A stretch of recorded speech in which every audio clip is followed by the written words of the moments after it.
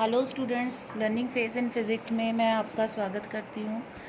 आज हम करने जा रहे हैं हमारा थर्ड यूज़ डायमेंशनल एनालिसिस का, that is the two derive the formula by using the dimensions. तो हम क्या कर सकते हैं, हम फॉर्मूले को भी डिराइव कर सकते हैं डायमेंशंस को यूज़ करके। जैसे हमारे पास काइनेटिक एनर्जी का फॉर्मूला होता है हाफ mv², तो हम इसको डायमेंशंस को यूज़ करके ये formula E is equal to half mv² हम डिराइव कर सकते हैं। ठीक है, इसकी मैं एक एग्जांपल लेके बताती हूँ कि हम फॉर्मूला कैसे डिराइव करते हैं। तो सबसे पहले तो जो फॉर्मूला हमने डिराइव करना है हमें वो पता होना चाहिए वो किन क्वांटिटीज़ के ऊपर डिपेंड कर रहा है, उनकी डिपेंडेंसी हमें पता होनी चाहिए। जैसे ये मेरे पास एक क्वेश्चन है, the frequency of vibration nu of a string में depend upon length L of the string, tension T and mass per unit length m of the string, derive the formula by using the dimensions. तो इस question में हमें बोला गया है कि जो फ्रीक्वेंसी है वो किन किन फैक्टर्स पे डिपेंड कर रही है, वो लेंथ पे डिपेंड कर रही है। तो आपने यही चीज़ ध्यान में देनी है कि क्या चीज़ का फॉर्मूला हमने डिराइव करना है। हमने फ्रीक्वेंसी का फॉर्मूला डिराइव करना है और वो किन चीज़ों पे डिपेंड कर रही है, वो लेंथ एल पे डिपेंड कर रही है, टेंशन टी पे डिपेंड करती है और मास पर यूनिट लेंथ एम पे डिपेंड करती है। तो ये चीज़ें आपने ध्यान में रखनी है कि किन किन फैक्टर्स पे डिपेंड करती है, तो उसके अकॉर्डिंग आपने क्वेश्चन को करना है। तो जैसे फ्रीक्वेंसी है हमारे पास, तो फ्रीक्वेंसी जो है डिपेंडेंसी को हम प्रोपोर्शनैलिटी से शो करते हैं। तो हमने यहाँ कोई इन्वर्सली प्रोपोर्शनल डायरेक्टली प्रोपोर्शनल नहीं करना, हमने प्रोपोर्शनैलिटी लगा के कंटिन्यूटी में मतलब डायरेक्टली प्रोपोर्शनल ही सारे कर देने हैं। उनकी पावर्स जो माइनस में आएंगी वो बाद में जो फॉर्मूला डिराइव होगा तब पता चलेगा। तो जैसे फ्रीक्वेंसी जो है हमारी किन किन फैक्टर्स पे डिपेंड करी है, सबसे पहले लेंथ पे डिपेंड करी है एल। तो लेंथ की कोई पावर भी आ सकती है, अगर 1 भी आती है तो भी हमें ये कंसीडर करना पड़ेगा। तो हम लेट कर लेते हैं इसकी पावर ए है, वो हम निकालेंगे बाद में कि इसकी पावर क्या आती है। उसके बाद ये टेंशन टी पे डिपेंड करिए, तो हम टेंशन टी लिखेंगे, उसकी पावर हम कोई और लिख लेते हैं, दैट इज़ बी। और उसके बाद मास पर यूनिट लेंथ एम पे डिपेंड करिए, उसकी पावर है हमारे पास सी। तो सबसे पहले हमने इस तरह से ही लिखना है कि जो फ्रीक्वेंसी है वो डिपेंड कर रही है एल टी एम। तो प्रोपोर्शनैलिटी का साइन लगा के एल टी एम जिन जिन फैक्टर्स पे डिपेंड कर रही है वो हमने लिख लेने हैं और ऊपर उनकी पावर्स लिख देनी है। ज़रूरी नहीं है कि मैंने L raise to power A लिखा तो आप भी L raise to power A ही हर क्वेश्चन में लिखोगे। आप इसको इंटरचेंज कर सकते हो, किसी की भी पावर बी लिख दो, ए लिख दो, सी लिख दो, या कोई और वेरिएबल एक्स वाई जेड भी आप ले सकते हो। तो एक बार जो आपने कंसीडर कर लिया, जैसे L raise to power A consider कर लिया, तो ये L raise to power A ही चलेगा, आगे जाके इसको चेंज मत कर देना, L raise to power B मत कर देना। ठीक है, उसके बाद हमने क्या करना है, इस प्रोपोर्शनैलिटी साइन को हटाना है। तो एक इक्वल टू का साइन लगता है, तो हमारे पास एक कांस्टेंट आएगा के, तो वो हमने के लगा दिया, L raise to power a, T raise to power b, M raise to power c. तो ये हमारी इक्वेशन 1 बन गई है जिसको हम बाद में यूज़ करेंगे। अब हमने डायमेंशन यूज़ करनी है, इन सारी चीज़ों की हमने डायमेंशन लिखनी है। तो जैसे ये फ्रीक्वेंसी है तो फ्रीक्वेंसी की डायमेंशन होती हैं m0, l0, t-1, ये हमारी फ्रीक्वेंसी की डायमेंशन है। उसके बाद हमारे पास इक्वल टू का साइन है तो हमने इक्वल टू लगा दिया। उसके बाद हमारे पास कॉन्स्टेंट है, तो कॉन्स्टेंट डायमेंशन लेस कॉन्स्टेंट होता है, तो इसकी कोई डायमेंशंस नहीं होगी, तो इसकी हम डायमेंशंस नहीं लिखेंगे। उसके बाद हमारे पास एल है, तो एल इज़ लेंथ, लेंथ की डायमेंशंस एल होती है, तो ये हमने एल रेस टू पावर ए कर दिया। उसके बाद हमारे पास टी इज़ टेंशन, टेंशन की डायमेंशंस होती है m1, l1, t-2, तो ये इसकी डायमेंशन लगा दी, रेस टू पावर बी है हमारे पास।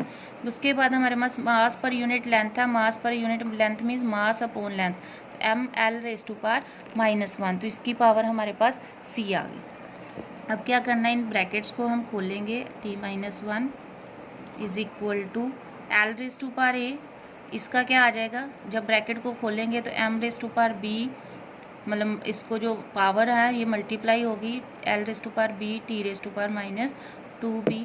उसके बाद इधर आ जाएगा M raise to power c, L raise to power -c। तो ये आ गया हमारे पास। अब हमने जो बेस सेम है उनकी पावर्स को हम ऐड कर देंगे। तो यहाँ पे देखो M raise to power B है, ये M raise to power C है, तो दोनों के बेस सेम है तो इनकी पावर्स ऐड हो जाएंगी, तो M raise to power b plus c बन जाएगा। ऐसे ही L raise to power a b और इधर -c है तो ये बन जाएगा ए प्लस बी -c, और ऐसे ही T raise to power -2b है। ठीक है। अब हमने लगाना है principle of homogeneity. Principle of homogeneity क्या कहता है कि लेफ्ट हैंड साइड और राइट हैंड साइड की जो डायमेंशंस है वो इक्वल होती हैं। तो ये दोनों एक दूसरे बीच में इक्वल का हमारे पास साइन है, तो इसका मतलब इन दोनों की डायमेंशंस जो है इक्वल होंगी। तो हमने इनके कोफिशिएंट्स को इक्वेट करना है। कोफिशिएंट को इक्वेट करने का मतलब है जैसे m⁻b+c है और इधर m⁻0 है, तो हम लिख सकते हैं b+c = 0। तो एक इक्वेशन ये आ जाएगी हमारे पास। उसके बाद L के कोफिशिएंट को इक्वेट करो तो ये आ जाएगा a+b - c = 0। ऐसे ही T के कोफिशिएंट्स को इक्वेट किया तो -2b = -1, तो माइनस माइनस कैंसिल, तो b = 1/2, तो b की हमारे पास वैल्यू आ जाती है। उसके बाद हम यहाँ पे b की वैल्यू पुट करेंगे तो ये हमारे पास आ जाएगा 1/2 + c = 0, तो c = -1/2, तो ये हमारे पास c की भी वैल्यू आ गई है। उसके बाद हम यहाँ से a की वैल्यू निकालेंगे तो a + b हमारे पास 1/2 है, c हमारे पास -1/2 है, तो इट इज़ इक्वल टू 0। तो ये आ जाएगा 1 + 1/2 माइनस माइनस प्लस 1/2 = 0। तो a + 1 = 0, तो यहाँ से a हमारे पास -1 के इक्वल आ जाए। ठीक है, तो ये हमारे पास a b c की जो है वैल्यूज़ आ गई हैं। उसके बाद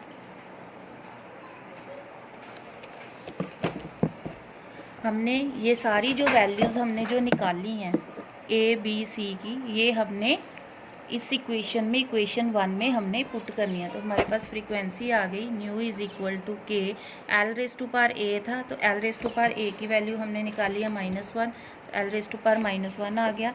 ऐसे ही T⁻b है तो b की हमने वैल्यू निकाली 1/2।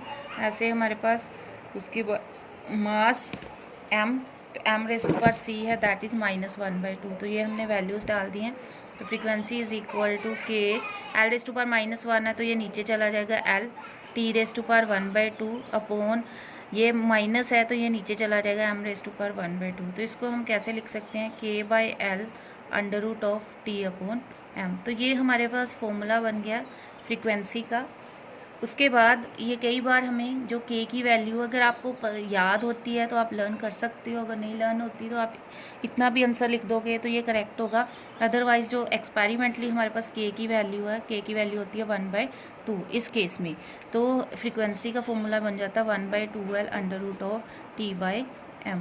तो ये हमारे पास फॉर्मूला, अगर आपको जो हमारी k की वैल्यू है अगर नहीं लर्न होती तो कोई डरने वाली बात नहीं है। आप अगर इतना भी आंसर लिखोगे तो कोई इसको इनकरेक्ट नहीं करेगा। हाँ, अगर कोई स्पेशली अगर क्वेश्चन में पूछा जाए कि prove that new frequency = this dimensionally, अगर आपको ये प्रूव करना है तो आपका यहाँ तक आंसर तो आ जाएगा। उसके बाद आपने ये 2L कहाँ से लाना है आपको पता है, ये k की ही वैल्यू होगी तो आप सीधा पुट कर देना k = 1/2, तो आपका आंसर जो है प्रूव हो जाएगा। स्टूडेंट्स, अगर आपको ये टॉपिक समझ में आ गया है, अगर आपको मेरी वीडियो अच्छी लगे तो इसको लाइक एंड शेयर ज़रूर करें, मेरे चैनल को सब्सक्राइब करें और ताकि और ज़्यादा अपडेट आप जल्दी से जल्दी देख सकें। Thank you.